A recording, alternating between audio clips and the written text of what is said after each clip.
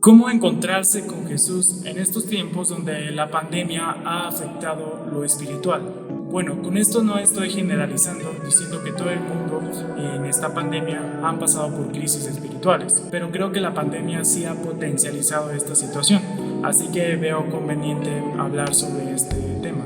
Entonces, el confinamiento hizo que nos encerráramos en nuestras casas e impidió que nosotros hiciéramos nuestras actividades normales. Entre ellas, pues salir a la iglesia y crecer espiritualmente junto a nuestros hermanos de comunidad, ya sea en asambleas de oración, en las misas o en cualquier grupo de la parroquia, ¿no?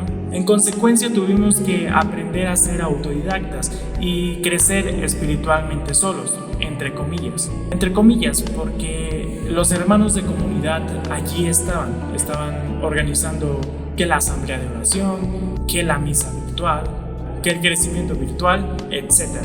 Y sí, es verdad que la virtualidad, la tecnología nos ayudó a estar en contacto con nuestros hermanos a distancia, pero el problema fue que esta situación no nos llegó paulatinamente, sino nos llegó de sopetón, de repente.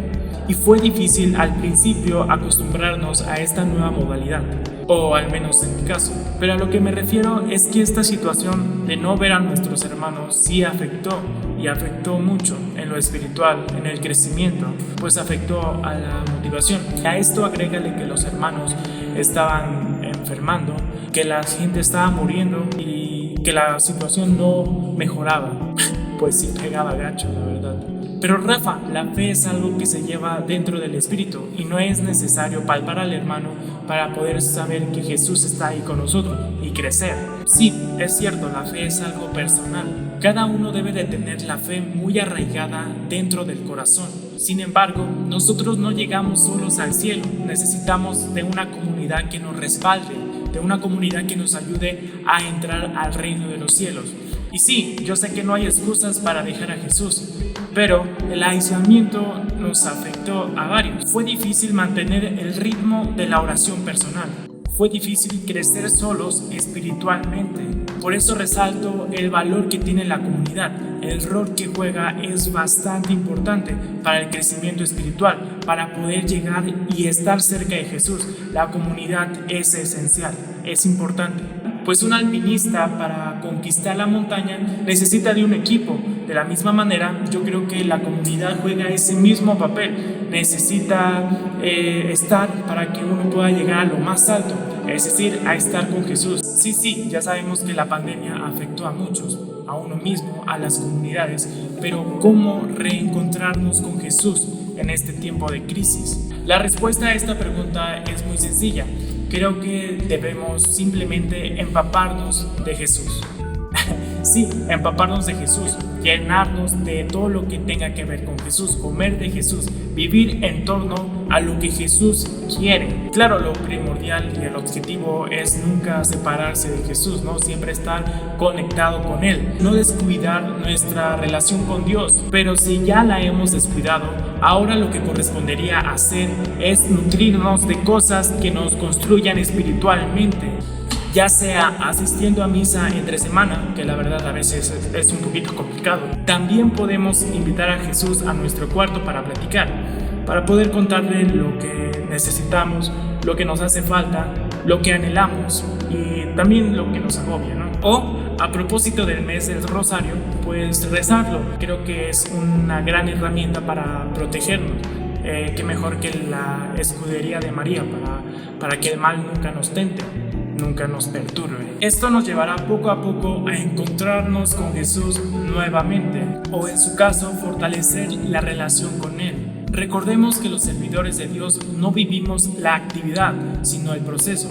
Esto lo leí en un libro que habla sobre músicos, se llama Para entrar en tu presencia. Seguro tú ya lo conoces. Bueno, y lo que significa es que poco a poco nos iremos empapando de la gracia de Dios.